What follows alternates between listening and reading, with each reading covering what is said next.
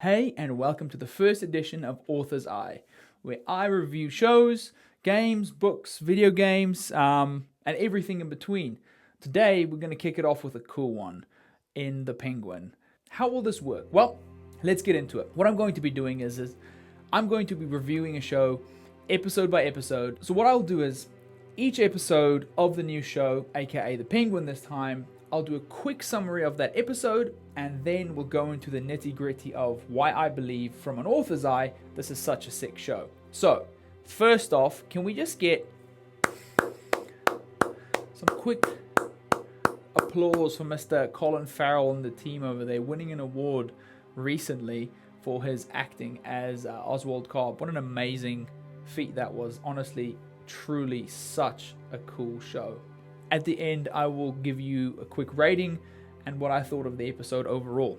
If you haven't seen The Penguin yet, this is your spoiler warning. I am going to be referencing things that happen in this episode, that happen in the upcoming episodes. So if you do not want any spoilers, now is your chance to click off. Alright, let's dive into it. As the show kicks off, you can immediately tell by just the setting what kind of show this is going to be. It's gritty, it feels noir, and I loved every bit of it. The moment I set my eyes on the show, I knew it was going to be a banger.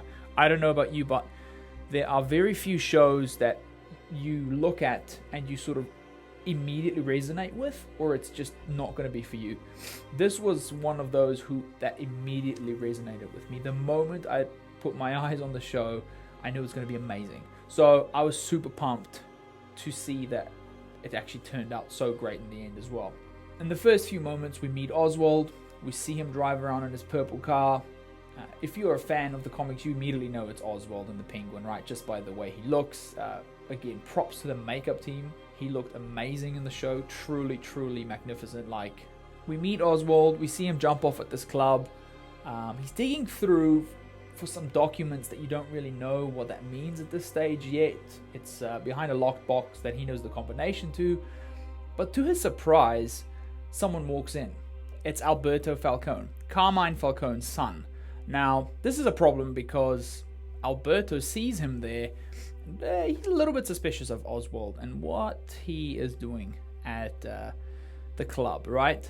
But we very quickly see how slick he is with words. He's very, very quick on his feet. And he manages to talk himself out of trouble, or any signs of trouble, really. Alberto shares this moment with him, and again, the Penguin talks himself into just having a casual drink with Alberto instead of being in any trouble for stealing the documents or getting his share. And we see a very interesting thing happen.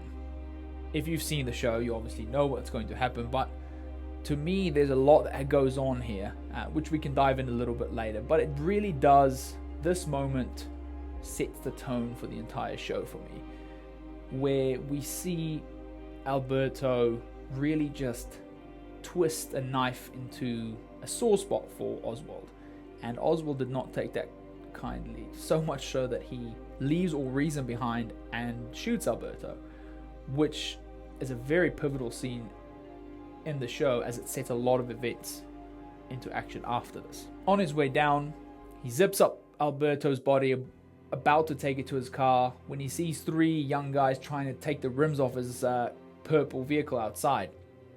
One of these guys is Victor, who, unlucky for him, is captured or taken prisoner by Oswald Cobb.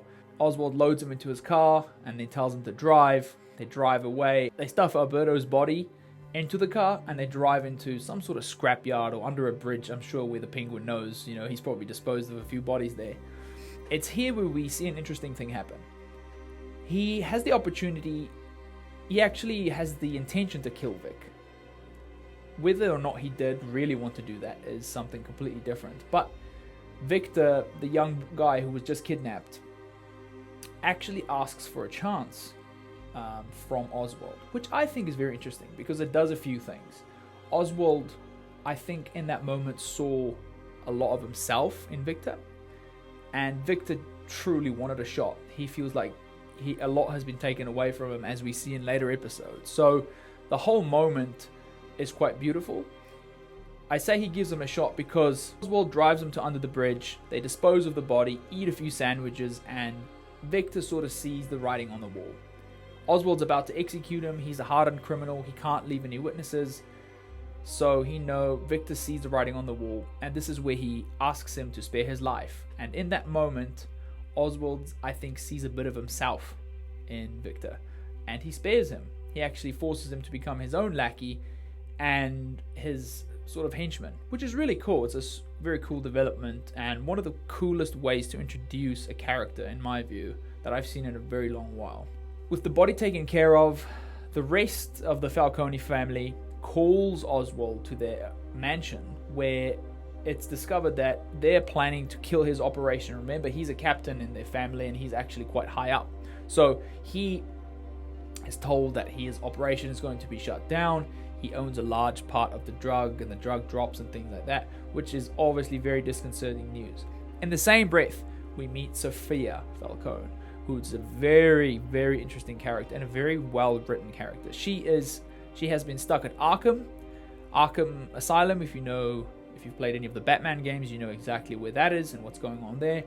She's a very interesting character, and it's very apparent from the start that she is very cunning, very smart, and she sees through people. She sees people what they are and for what they are, which comes into play later. So they announce to Oswald that his operation's being ended. You meet Sophia, and her and Oswald go on a lunch. It all seems to be going well. Oswald is smooth talking his way out of any trouble. But toward the end of the lunch, she drops a hint that she knew something was off. Now, Oswald is very clever. He actually hired a lady of the night, I should say, to be his alibi for the night previous, so that if any of her people or anyone came looking for an alibi, that she would immediately say, "Oh, Oswald was with me." But that was not enough for her, it would seem like. For the lunch, we're taken to a scene where we meet the Penguin's mother. Victor's along for the ride, and we can see he's fully embracing the new thug life, aka being the Penguin's lackey. So it shows us another scene which is quite interesting. Up until the point where he saves Victor's life, we know the Penguin is a hardened criminal, and it's portrayed by the fact that he is offended easily, so much so that he got offended and took his new boss's life, that he obviously did not have respect for. But up until that point, he's very dehumanized, and he's just a common criminal. This, and now meeting his mother, is very much a humanizing factor for him. It also re-emphasizes the fact that you can see there's an emotional connection to him and his mother, but also the emotional connection and the power that the words hold over his life, and how that influences his actions. There was a scene where he was a little bit downtrodden and down and out, and with a few words she managed to swing him around, and he was reinvigorated, and he set things into motion. Gets the bright idea of going to talk to the Falcone's longest standing enemy in the Maronis. Now, the head of the Maroni family, Salvatore, is actually in jail at the moment, so he had to go in to do a visit with him. Salvatore knows that Oswald is a Falcone man, and so the tension between them is immediate. But we again see Oswald's slick words and way with words, and how he's able to manipulate people into doing what he wants them to do. He manages to convince him that he is willing to switch sides, aka give the Falcone operation to Maroni if he obviously can be part of it and he gets the right price. He wants in on the action. Salvatore, I don't think, is completely convinced, but he bites the bullet. I mean, he's in jail. His options are quite limited. So if there's any way to get back at the Falcones, especially because, the Falcones had one over them up to this point, why wouldn't he grab at the opportunity to do that? Another important thing to mention is that the Penguin tells Salvatore about his ring and how Carmine was wearing his ring. So Carmine Falcone, the previous head of the family that has now passed away, was wearing his ring as sort of a pride and trophy. So it really, again, he manages to squeeze and put the dagger in where it hurt the most. So Salvatore, I guess, was salivating at the opportunity to take a bit of revenge, albeit slightly unconvinced because he has to work with the Penguin. While this is going on, however, Sophia is again tipped off, or from the restaurant scene, you could tell she wasn't just going to go away. He spots Sophia's men, and her actually, outside a common place, and a car chase ensues where they end up eventually capturing the Penguin, which is quite crazy. So within one interaction, she sees him, she's tipped off, and immediately he's captured. It brings us to the final scene in the show, where it's quite a revealing spot and a vulnerable spot for Oz. He's been dressed down naked, and he's sitting in sort of a greenhouse area with a henchman and Sophia sort of staring down at him, which is quite scary, and it was quite an interesting scene to be quite frank. She goes on quite a long spiel about how he's able to get his way and talk his way out of everything, but this time he wasn't going to get away. And the way the show was up until that point, you really did believe anything could happen. I guess you wouldn't believe that the main character would die in the first episode. However, the show was brutal, and it did hold nothing back to that stage, so anything could have happened. And surprise, surprise, something crazy did happen. Just as they were putting the screws on Oswald and starting to use a wire saw on his shoulder, which is pretty gruesome, we hear some sort of commotion in the background. It cuts to a car having busted through the wall into their driveway, where her brother has been stuffed into the trunk wearing the Maroney ring, which is... it does a few things. It shows that it could not have been Oswald. Why the heck would he be there and or tying himself up? Who could have done this? And or the Maroney ring, which she also knew her father was so fond of, having gotten one over the Maroneys, was sending a message. So it completely took the target off Oswald's back, and surprise, surprise, it was Victor who did the job. Victor came in clutch, and he actually saved the day, which is an amazing thing. It solidifies him as a character. It solidifies him as being all in for this new job, this newfound job as a sidekick / thug under Oswald's protection. It does a lot of things. Very, very, very cool episode. So, in summary, I think the episode establishes a lot of cool characters. It makes the stakes really high. It goes from 0 to 1,000, then 0, then 1,000, then 0, then 1,000, all the way through the first episode. I couldn't take my eyes off the screen. I think from a first episode basis, it's one of the coolest first episodes I've ever seen, hands down. The only other one that shocked me and was, I guess, as engaging was the first episode of Invincible. The ending to that first episode will be something that sticks with me forever. That was insane. The key moments in that show for me, the way the show immediately sets the tone and sticks with it throughout all of its episodes, is why, to me, that is the best show of 2024, probably in one of the last decades.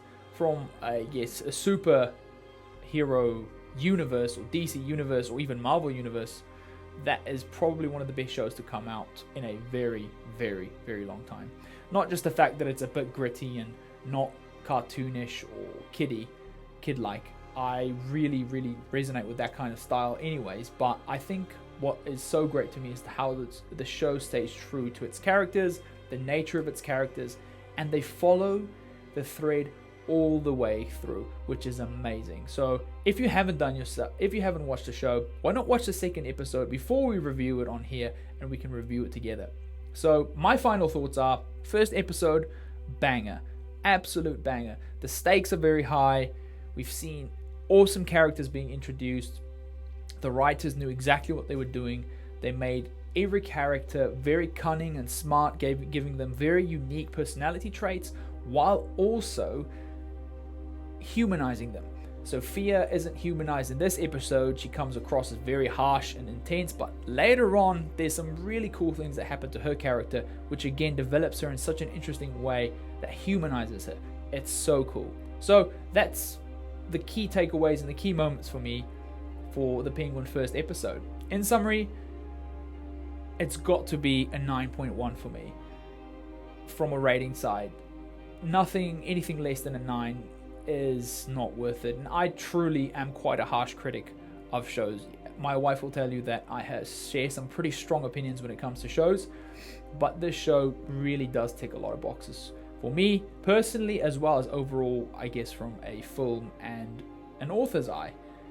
There's a lot of great writing that went into this, and it's not just cheap action scenes or cheap laughs or cheap anything. It's all set up really well. It's developed with purpose and it's made for an interesting view. I can't wait to watch the second one and share my thoughts on that one with you. So see you in the next one. Peace.